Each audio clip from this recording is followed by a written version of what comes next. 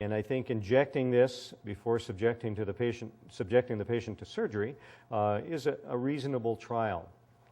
To approach this area, because the interosseous muscles lie directly across between those two bones, we wish to elevate the foot and actually, with our fingers underneath the heads of the metatarsals, push the bones upward, and so they splay out and are pushed up.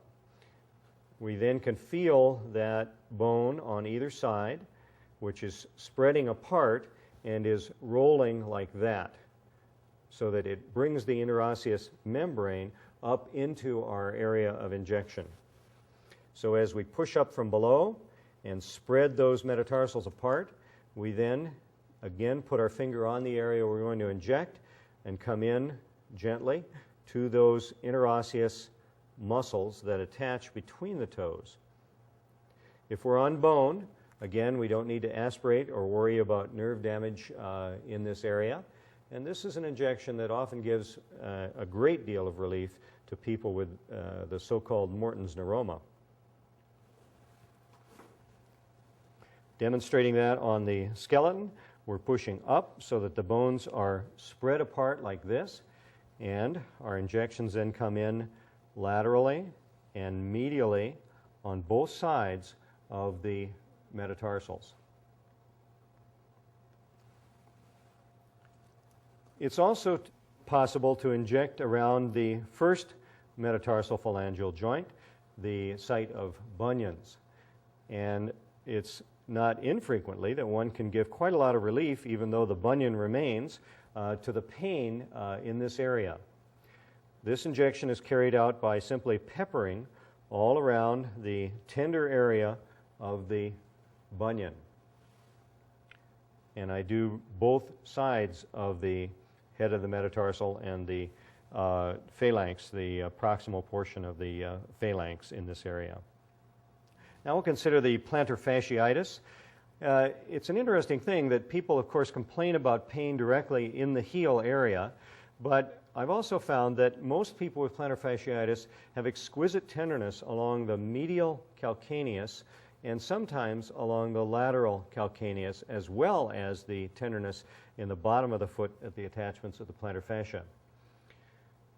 So I think it's important in our palpation to begin by palpating along the lateral part, medial part of the calcaneus, and then the lateral part of the calcaneus, as well as palpating along the plantar fascia just in front of the heel pad.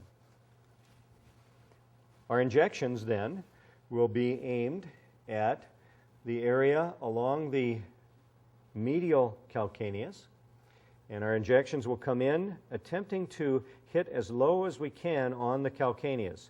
I usually do 3 injections along this area. And I'll come and drop off the bottom of the calcaneus so that I know I'm right at the bottom edge of it. I'll repeat the same procedure if the patient has tenderness on the lateral calcaneus. Looking at that on the skeletal model, we're coming in to the bottom of the calcaneus, right on the medial surface, and injecting just to hit this area. I usually drop my needle off so that I know that I'm right on the edge of the bone like that. We then direct our attention to the bottom of the plantar fascia. These injections can either be carried out from the medial side or directly into the plantar fascia from the plantar side. I've done this both ways, and at this point am doing my injections through the bottom of the foot, just in front of the pad, the heel pad, so that I'm not in the heel pad. I numb this well with xylocaine, not only in the skin, but deeper in as well. I then come in directly, aiming back for the posterior portion of the portion of the calcaneus where it tips forward. So we're coming in this direction, and usually I'll redirect my needle 2 or 3 times and pepper this area with small amount of solution. The Achilles tendon is involved with Achilles tendinosis, and the injection of steroids into this area is at best controversial at this point, and with many articles recommending that steroids not be used in this area. However, we feel that we can safely do prolotherapy for Achilles tendinosis. This will involve sometimes lumps in the Achilles tendon, but more frequently pain just around the attachments onto the calcaneus, which we can carefully palpate.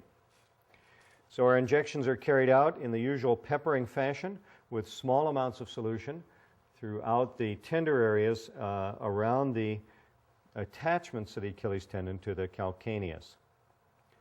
We can also do some peri-tendon injections around the areas of lumps in the Achilles tendon as well. This injection in the peritendinous area is one of the few exceptions to our rule of always injecting on bone.